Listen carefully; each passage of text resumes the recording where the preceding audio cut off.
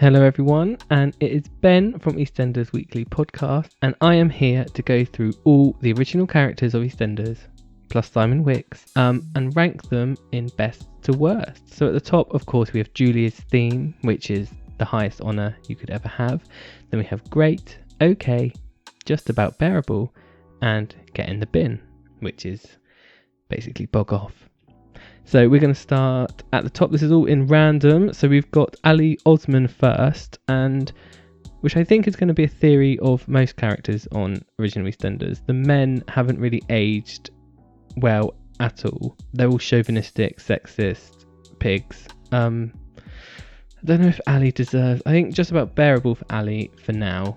I don't think he really deserves to be in the bin, but he was horrible to Sue. He cheated on her, and then when she kissed someone, he took the baby from her and had made her have a breakdown. So yeah, just about bearable for Ali for now.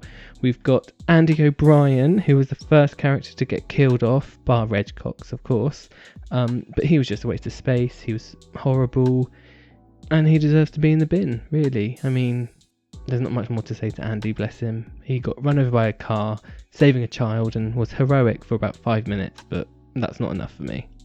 Oh, lovely Angie Watts next. Now, she is iconic. She's fantastic. She stayed just as long as she should have, 3 years, and she was amazing. So she goes right into the top of Julia's theme, where all the landladies go. Next up is my favourite, Arthur Fowler. I just love him. I think he's amazing. He's got a good heart. I love his description of his character as a man who's not much good at anything, and that's true, but he always tries his hardest, but it always seems to get him in trouble. But you can't help but love old Arthur, can you? Oh. Next up, Cassie. Hit Me is my favourite. She's going to go in great, even though she's only in about 10 episodes and she doesn't really have a storyline. But, you know, she runs away from boarding school. She smokes pot in her mum's kitchen and thinks no one will notice. She goes in great just because it's her, and she's on Lorraine doing fashion shows now, so that's good. Next we've got Kelvin. I think I'm going to put him in okay. I think he went a little bit too early to really be anything better than great. Obviously, apart from his sister Cassie, who is there just for purposes. Kelvin, he was okay. He was a nice guy. He was quite a modern young guy, but he didn't really do much or get up to much, and I think he left too soon. So he's just going to go in okay at the moment. Next up is Dirty Den. He would have been great, but I don't think his character has aged particularly well since the beginning of EastEnders. He slept with Michelle when she was like 15, and that's obviously where the name Dirty Den came from. And his sort of last year on the show was a bit crap, basically, and his prison thing and all of that. So I'm going to put him in okay as his original stint. Obviously he came back later, but I'm talking about the original stints here. So he's going to go in okay for now, but nearly on great because of his return with Chrissy, but that's another story. Right, next up is Mrs. Cotton, and I think she's going to go into Julia's theme because Dot's first sort of 10, 11 years on the show before she had her break and was off screen, she was a different character and she was so much better in the early years. She was like a nosy neighbour, but she had loads of depth and layer to her, so she deserves to be right at the top. Now, Dr. Legg's a bit of a difficult one. Do we really know much about Dr. Legg apart from he's a doctor? And I know he died recently and it was sad, but that was in like 2018. So no, I'm going to put him as bearable because he's not exactly going to be winning awards, is he? Bless him. So he's just in just about bearable along with Ali. Sorry.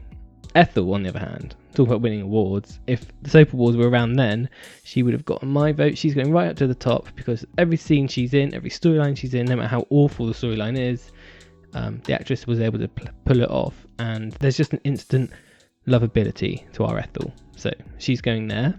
Hannah Carpenter, again, wasn't really used much. She had that really weird posh accent which was really annoying to listen to, so she's going to go in the bin because she just disappeared randomly and didn't really have an exit. So right, we've got Ian Beale, who's still in the show now and has never actually left, so his original stint is actually his whole stint. I'm going to put him in great because in the early years he was better than he has, and he's gone up and down, but could you imagine EastEnders without Ian Beale? Not sure. Okay, right, next is our Kathy. I think we all know where she's going. She is going right up to the top to Julia's theme because she is iconic. She came back from the dead. Who else that could be in the top god tier has come back from dead? Sorry, Den. Right, next we got Lofty, who's lovable. I love Lofty. He's amazing. I really felt for him during the Michelle wedding situation when he got stood up at the altar, but he was still there for her. And the fact he had like a really horrible end where he sort of just sulked off. But then he came back in 2019 for Dr. Legg's funeral and he'd done really well for himself. So I just love Lofty. I think he's such a nice guy and he's going in great. Right, old Lou Beale doesn't really need much time spent on her because she's going to the top of the status.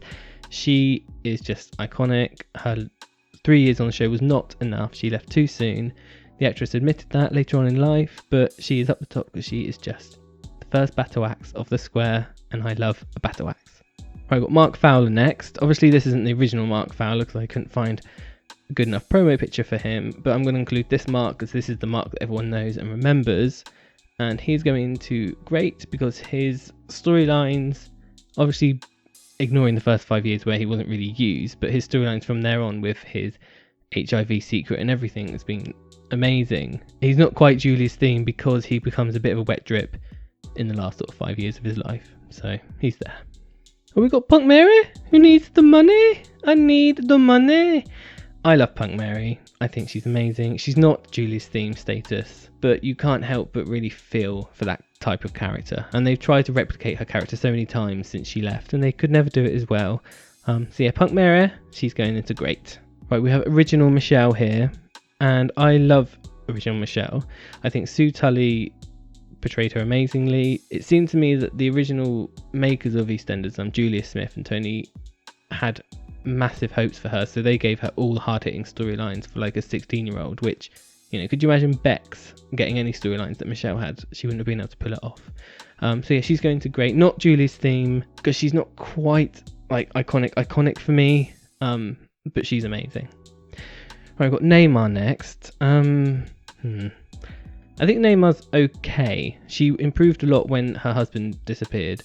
And she cut her hair short and she became all cool and modern and like a modern businesswoman.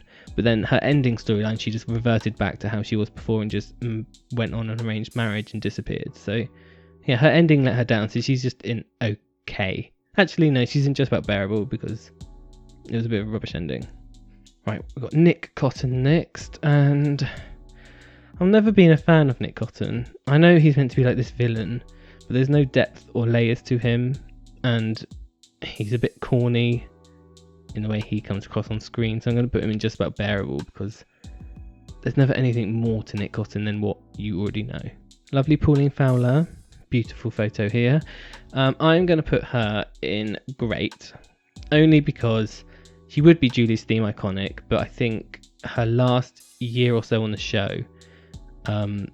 they kind of ruined Pauline's character by just making her into this like miserable battle axe where they tried to replicate Lou Beale, but it flopped. So yeah, she misses out on her Julie's theme, I'm afraid.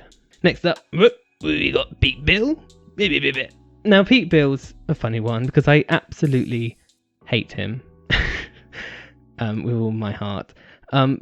But there's something about him where I feel that I'll miss him when he's gone, even though I hate him. So I'm going to put him in okay with his mate Dirty Den. Bless his heart. That's where he's staying. Right, Saeed is just in the bin because he's like this weird... He was the first one to leave the show. Not even like a year into it, he quit, the actor.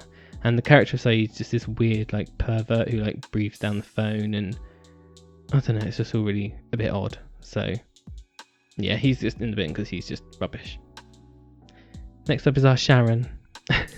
And we love Sharon. She's still iconic to this day, so she's going right up to the top into Julie's theme because I love her. Her beginning storylines were great. You know, she got her legs out on the bar, she tried to seduce the men, she got everything she wanted, and yeah, she's up the top. I've included Simon Wicks because he's not really an original character, but he was there in 85, so I've included him, and I would have put him in great, but his last year on the show when Den left and he took over that role of like trying to be like Den, and it didn't really suit his character, and so I'm going to put him in okay because they kind of ruined him with the whole Cindy weird storyline. Next we've got Sue Osman. Now, I feel sorry for Sue Osman. She was a great character, but she never really got a chance. Obviously, there was personal things going on with the actress, so she kept disappearing for like months on end. But she was always downtrodden and hard on her luck, and you don't really know anything about her family, and her mum and dad don't seem to love her, and she lost her baby. Ali was horrible to her. She went crazy and then disappeared. So she's not quite great. See, looking at these lot here. No, I'm going to put her in okay, but it's like a high okay. And we've got Tony Carpenter as well. I did enjoy Tony, but again, he never seemed to really do anything. He had an affair with Angie, then that seemed to get axed, and then he just built everyone's houses for them and then left. So I'm going to put him in just about bearable. And we've also got Debbie Wilkins. Her picture's disappeared for some reason. But I love Debbie Wilkins. She's got really flyaway hair and she swoops it around, and she was married to Andy, long-suffering wife, and I would have put her in okay. But again, a bit like Naima, her ending was really weird because she was like this strong woman and then she just gave up and then married a policeman and undid all her character. So I'm going to put her in just about bearable. There she is, but she's disappeared. But there you go, that's my current rankings of all the original characters from EastEnders from 1985. So let me know in the comments below where you think I've messed up or done something wrong, or where you would put people differently, because I love seeing everyone's opinions on this. So there you go, hope you enjoyed it.